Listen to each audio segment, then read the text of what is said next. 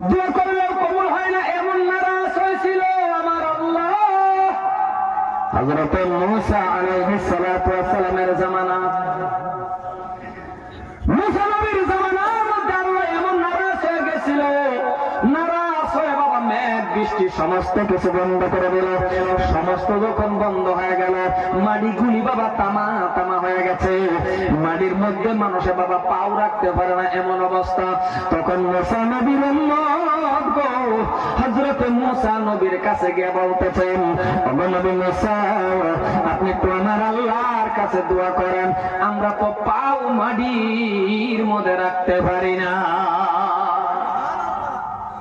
মূসা নবীর উম্মত থেকে আইরা আল্লাহর নবী মূসারে গিয়া কইতাছে, ওগো নবী মূসা, আমরা তো পাও মাটির মধ্যে রাখতে পারি না, মাটি তো তামা তামা হয়ে যাইতাছে, আপনি একটু আল্লাহকে দোয়া করুন, আল্লাহ একটু মেঘ দেখ। মূসা নবী একটু গরম নবী আছে, জলিল কবা কিরম গরম নবী। একদিন মালাকাল মউত আজরাইল এসে মূসা নবীর বলল, জান কবজ করো। আওয়ার পরে মূসা নবী একটা স্বর দিছি, নাকি স্বর বুঝিন না? নাই আরে না, গীতা করে একটা স্বর দিছি, এক থাবড়ায় চোখ বাকুর আছে। আজরাইল কো কি আমি কই এলাম রে জান কবজ করবা, এত দিকে আমার টানে বাসে আছে, সুবহানাল্লাহ বলতে না, না আমি কই এলাম। এমন একজন মূসা নবী,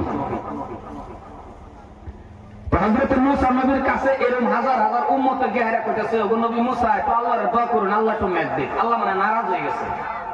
এই যে আমার মতো যেরকম আমরা পাপ করা শুরু করছি বর্তমানে, আল্লাহ তো আমার প্রতি বোধহয় নারাজ হয়ে গেছে। হাসানা কথা করে, হাসানা নাই মানে এত দোয়া মসজিদে মসজিদে, এই যে দোয়া এর বড় কামাইতেছে। আমার মনে হয় মুখটাও নানা ভাগ বানায় আছে, মিশা কথা কইতে কইতে। আর মিশা কথা আর কাম বস্তুর নাম তৈরি, বুঝছেন না? নাই